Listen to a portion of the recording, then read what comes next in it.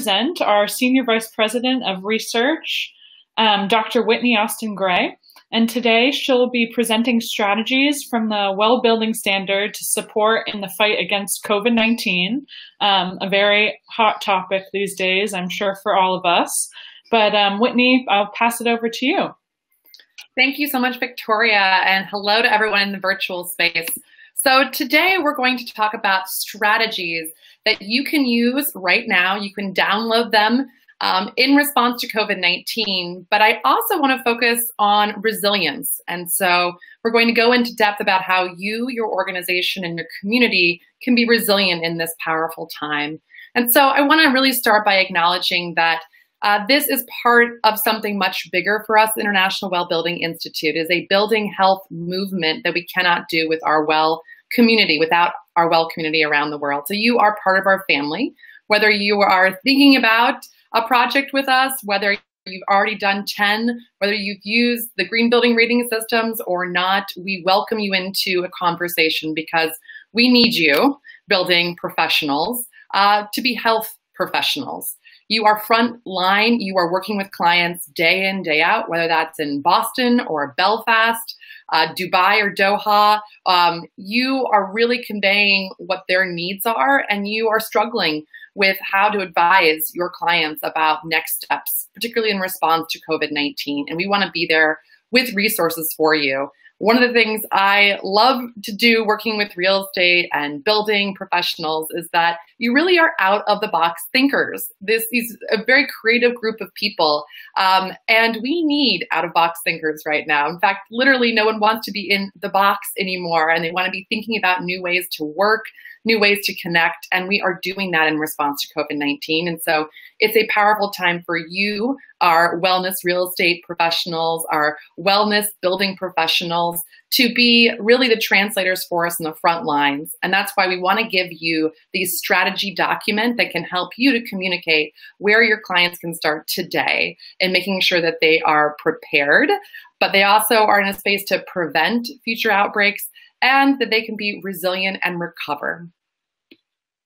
So every day at the research team, our standard development team at the International Well Building Institute is working very diligently to translate research into practice, and it does take a team. It is overwhelming right now. The research that is emerging on a daily basis can leave us feeling like we don't know which ones to trust. We don't know what that means in actual translation.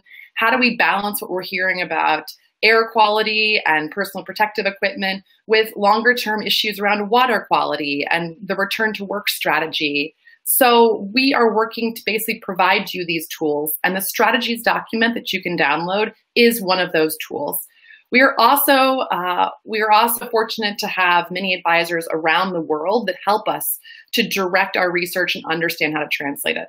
In the end of the day, we are focused on human health and well-being, and we provide the intent around that, but you help us to understand new strategies that you are seeing in the field. And that is where that innovation and creativity really lies, and that we're learning from people around the new strategies that they are implying to help us reach the human health intent behind the strategies document. So with that, let's dig in. So there are 8 themes in the strategies document, and within that, there are actually sub-strategies, and we will go into 3 in particular. Number 4, managing risk and creating organizational resilience. Number 7, fostering mental resilience. And number 8, around community resilience and recovery. So starting with organizational resilience, there's 2 strategies that we look at, which include preparing for emergencies and being informed by evidence. So we are all responding to a pandemic, which is an emergency in which our companies are responding rapidly. If you have a plan in place, you anticipate this occurring. I want to emphasize that resilience is not avoidance. Resilience actually has to do with how fast you recover. And the more stress you or your organization is under also impacts how fast you'll be able to recover. So those that have plans in place and anticipate these stressors in the system are better positioned. So this means thinking through ideas around supporting working parents, thinking about global school closures, thinking about emergency preparedness plans and communicating that to your team. I cannot emphasize enough that right now, in an era where we feel overwhelmed, we need to be able to trust our organizations, and data can do that. And so being able to convey these plans to people at your organization is really powerful to help them be able to manage some of their stressors. So to prepare for emergencies, we specifically look at 2 features, which is the WELL feature, C15, it's in our community concept, and that actually also aligns for a business continuity plan. I've had several clients, I was just speaking to Rocket Mortgage the other week, talking about how powerful it was for them to walk through the business continuity plan. Even if you can't do it today, the power of knowledge tells you where do you need to go and what do you need to be thinking about. We anticipate future disruptions. From day one of this, we did not launch a response to COVID. We really launched a platform that was meant to stand up that healthy buildings are a strategy long-term. And we're going to learn a lot from this pandemic, but we don't want those lessons to go away when there's a vaccine only. We want to learn from that and continue to create resiliency, which means putting plans in place and evaluating these plans in anticipation that there may be future hurdles that you and your organization are going to be dealing with. We also emphasize family support. I don't know about you, but I love seeing babies online. I love seeing kids in the background and puppies and just life occurring on screen. But that life means that people are interacting in your space, and it can be difficult to focus at times, and you are balancing these stressors. And this is not something going away in a couple days. So as we acknowledge that our superstar colleagues are managing a lot of these stressors, not to forget that a lot of them are also dealing with aging parents, relatives, other community members they're taking care of. When we support our employees, we will support the organization. And so we need to take care of them. And we have outlined actually a plan for family support right down to bereavement policies. And we're talking about specific days and support that people can reach out to dealing with bereavement, which is unfortunately very much a reality for many of us today, and we're looking for our companies to help support us in doing that. And this is a plan that can take you step by step under what you need to be thinking about.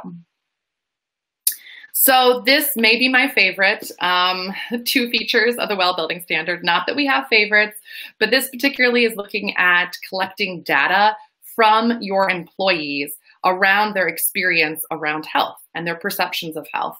So upcoming in December 10th, and I will also preview this at the end, we'll be having a webcast on the power of proof during a pandemic, and we'll be highlighting our survey providers.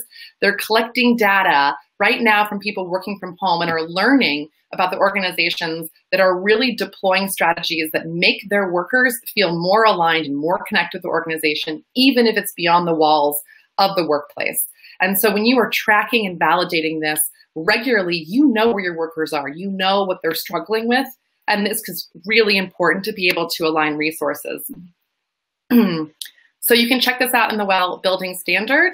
We've actually adapted this to be C4 and C5 around collecting data on your occupant surveys. And I want to emphasize this is not just collecting data on physical health, it's also collecting data on mental health, engagement issues as well. And so now let's talk about mental resilience for individuals. So this was organizational resilience.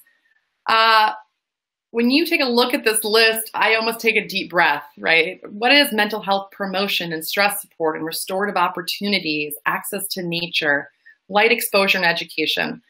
These to me, I often talk about just 1% more well. And it's the idea that today, what can you do to just get 1% more well? Previously, I would talk about 10% more well, but sometimes it's just that 1% more well.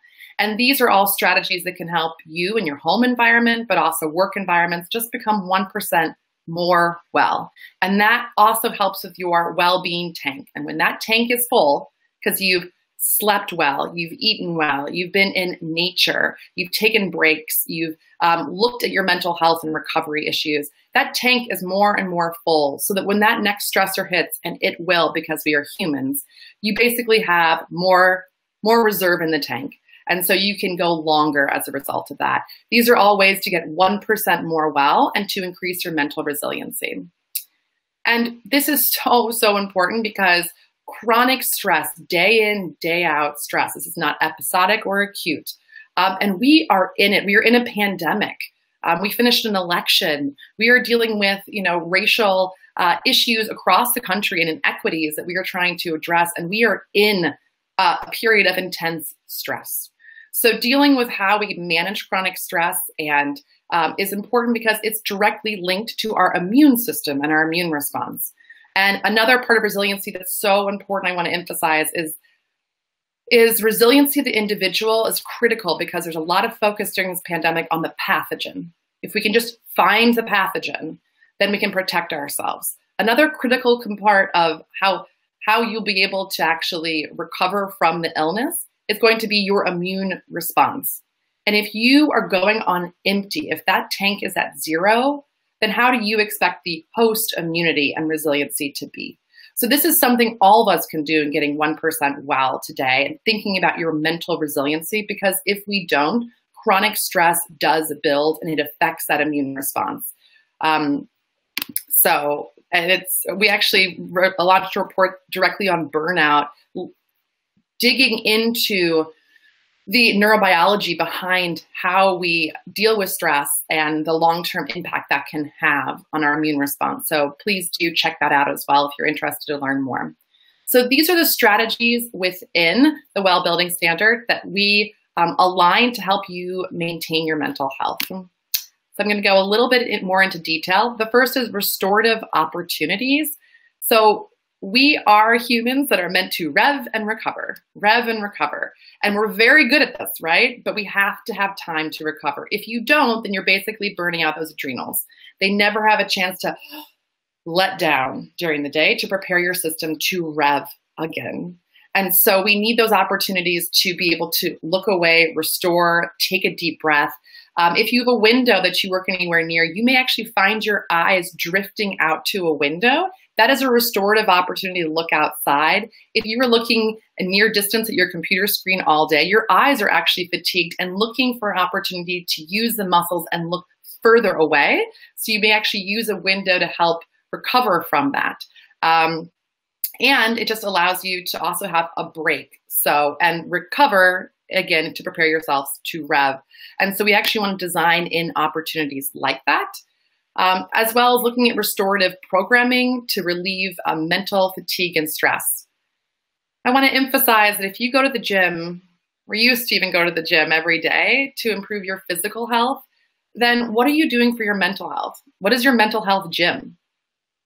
And, a lot of us feel like we have to go to the gym for an hour to help the physical health. Well, if you only spend 30 seconds on mental health, and then you have extreme stressors in your life, and you think, have I trained my mental health to prepare for this?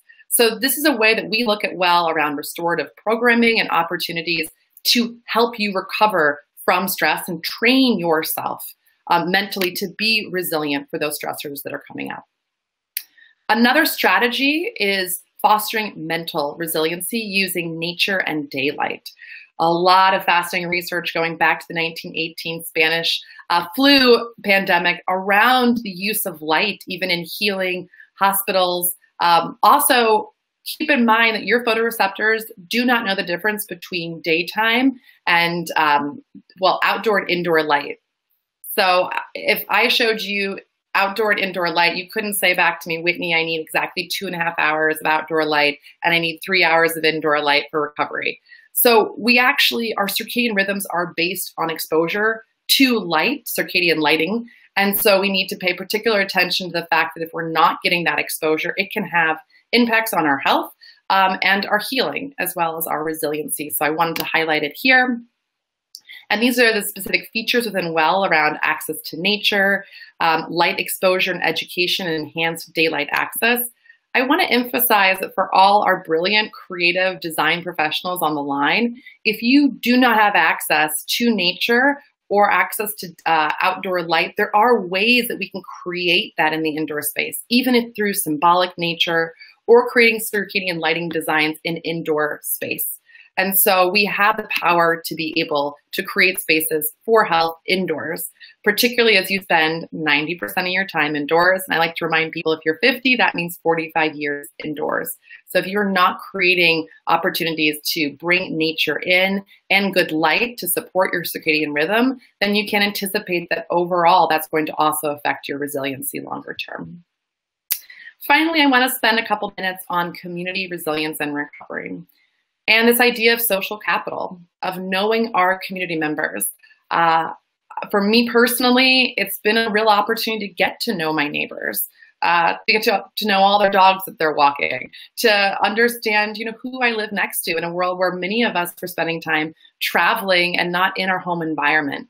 To also understand, what does our community need from us right now? How do we feel connected through opportunities such as volunteerism? What can our community provide for us? We even look right down to food sources, right? So I really want to emphasize that the social capital of connecting to our community, knowing our community, what their needs are, and also giving back to our community. So social capital, you can almost look at it like financial capital. You can compare it. So it's how much you have in the bank financially. It's almost like, how much do you have in the bank socially? Do you know your neighbor? If you were to leave town or you get sick, does someone check in on you? Who is your circle? Who is that community? And that's very important to feel like you are connected in this way. So I really wanted to highlight this because I think early on when we're dealing with prevention and talking about ventilation and filtration and cleaning surfaces, that we don't always take a moment to think about community resilience. And so I wanted to highlight this focus in our strategies document and encourage you to check out what we're doing around encouraging civic engagement with your community members and community access and engagement on the WELL feature in our community section 16. And there's actually some interesting research out of Harvard around volunteerism. I think it echoes the positive psychology strategies where you're actually showing gratitude and appreciation for others. And by doing good, that actually has a very positive benefit for our own stress, not only in connecting us, enhancing social capital, but really that directly can link to our own stress responses. And so this is really powerful, and our communities are hurting right now.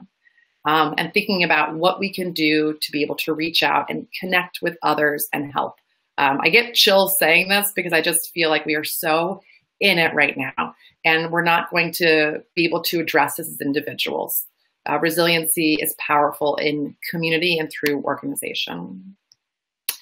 And we want to encourage you to be engaged with your community and active. So we actually have within the WELL Building Standards strategies that you can use to make sure that you are engaged. There are several people right now that do not feel it's safe to even leave their home. And how can we reach into their home through some of these virtual programs to help them feel connected? And I think there's real opportunities. Like I said, the WELL Building Standard focuses on buildings, but your buildings can either hurt you or they can help you. And those buildings include your office spaces, but also your home spaces. And so WELL reaches beyond those four walls into thinking about policies and practices that organizations are embedding.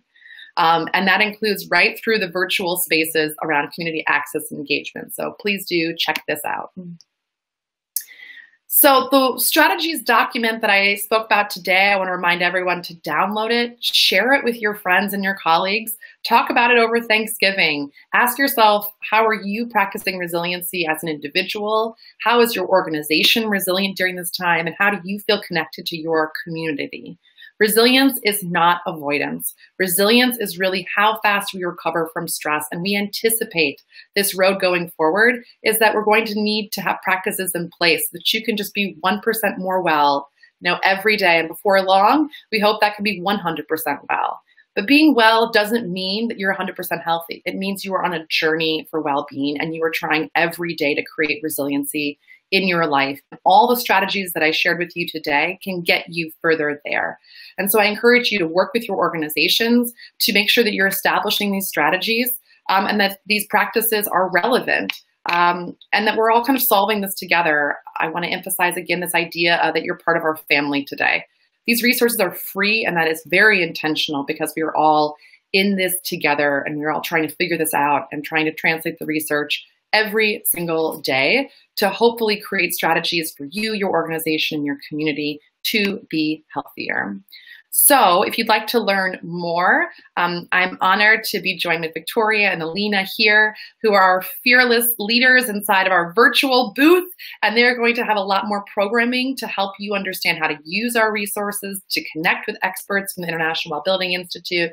And so I'm going to leave you with a couple of different links here that you can check out, the resources that are available. So our places, matterwellcertified.com is going to be a space that you can go to download some of these tools. And Victoria just informed me that our strategies document, which we have had up online since late spring, has had 22,000 unique page views. So this is telling us that this resource is really, aligning with people's needs. So please do check that out. If you'd like to learn a little bit more about what we're doing, we have a lot of programming to educate our family around the world around health and wellness and the strategies that you can incorporate to have a well organization. So do join us on December 10th. Dr. Peggy Roth from Leesman, Dr. Christina Candido from the University of Melbourne, and Ken Fong is going to join us from Arup in Australia, and we are going to be hosting a session a little later in the day called The Power of Proof in the Era of a Pandemic. And we will be looking at the numbers behind these groups like Leesman, that is a pre-approved survey provider that is actually capturing data from pre and post occupancy evaluations, which we highlighted earlier as a feature in Well, and they're understanding what are people dealing with right now in their home environments and as they return to work around the world. So she will be sharing that information. We are thrilled to have Dr. Candido presenting information around a recent article that she published around Well case studies. And Ken Fong, if you've not had a chance to connect with him, out of Australia's Arup, he is an expert in the field, is full of energy and passion, and really wants to talk to you about leadership and translating version 2 to the Arup space there and what the lessons have been and the power of data, particularly now, to help people create knowledge and understanding of what are they doing to impact health and well-being in the organization, and then how are they documenting that. So do join us December 10th for that session. We are also have so many incredible resources. If you are listening out there today and haven't had a chance to learn about the Well Building Standard, this is your opportunity to do so. You can download education information sessions on this. We are offering these at reduced rates because we recognize that many people are in job transitions. Many students are very interested in learning about this. So we want to make this accessible to everyone. And we have 20% off all registration fees are being donated to Doctors Without Borders. We will have an upcoming webcast discussing that initiative, which we're really excited to help support. So please do check out the education, download it, and consider pursuing your Well AP right now. And actually having that mark behind your name that says that you are a health and wellness professional in the field practicing this that can help inform companies about how they can be well. And I think per the conversation today, resilient. IWBI membership is an incredible opportunity for those that just really want to be close to knowing everything that we are up to. So before we release an updated version of the Well Building Standard, before we release a new tool such as our strategies document, our health and safety rating, we share it with our members and let them know what they can expect. We give them advanced understanding of other initiatives that we're up to, and we love to hear from them. They receive discounts to be part of our education series, our Well AP trainings, and we have a host of other benefits. And you can ask Victoria on the line to learn a bit more about the membership, but really encourage people to check this out because it keeps you close to us and keeps us close to you to hear about what you need from your clients and what you're experiencing every single day as you are trying to translate research to practice and create healthy buildings for all. So with that, I want to close out this session in really sharing with you strategies around and against COVID-19 and other infectious illnesses. But we also want to think about prevention, preparedness, resilience, and recovery. Today, we dove a little deeper into the resilience factors around individual resilience, organizational resilience, and community resilience, and we explore the strategies in WELL that can help you to achieve that, and shared with you some additional resources to get you started. So I want to thank you all for joining me in the virtual space. We will open up to questions, but the booth will be open throughout the day, and I will turn it over to Victoria to provide a little bit more information if people are curious to learn more about our resources.